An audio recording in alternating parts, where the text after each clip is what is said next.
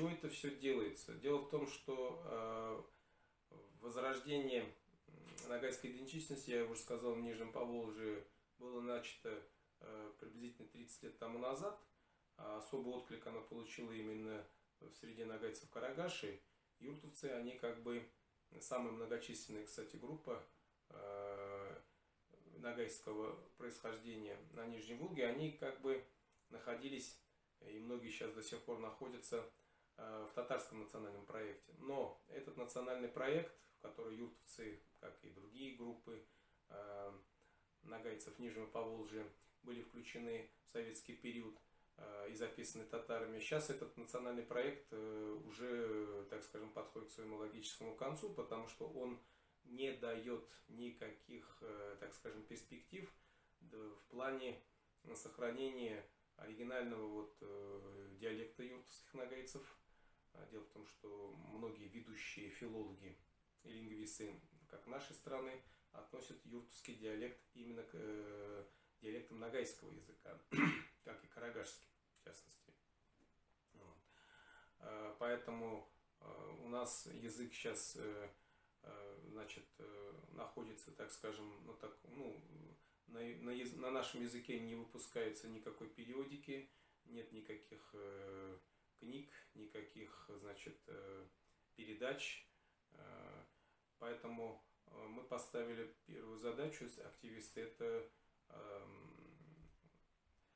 зафиксировать данную языковую норму. Далее это зафиксировать, значит, ту материальную культуру нашего народа, которая на данный момент имеется. Ну и в целом сейчас уже в обществе среди юртовцев, в частности нагайцев, да и среди нагайцев Карагаши, идет такой запрос именно на поиски своих корней, на поиски своей природной этничности, так скажем. Вот. Но это закономерный, так скажем, процесс, потому что подобные мы процессы наблюдаем и среди других народов, которые живут как в нашей стране, так и за рубежом. Поэтому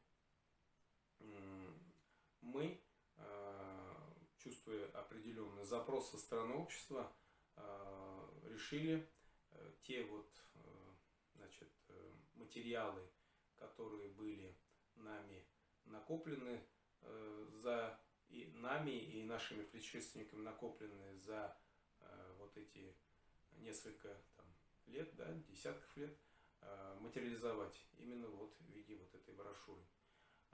Брошюра, она как бы дает такую дорожную карту своеобразную, в каком направлении идти. То есть это такой пробный шар.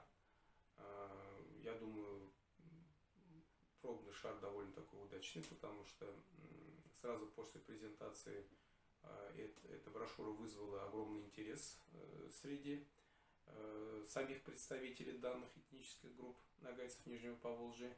И мы на этом останавливаться не собираемся, будем продолжать в этом направлении двигаться. Хотим особую, значит, благодарность выразить Совету старейшин нагайского народа в лице его председателя Наурбека Даутова, который оказал нам определенную помощь в издании данной брошюры. И отдельное спасибо также Ренату Найманову, тоже бизнесмену из среды нашего народа и патриоту.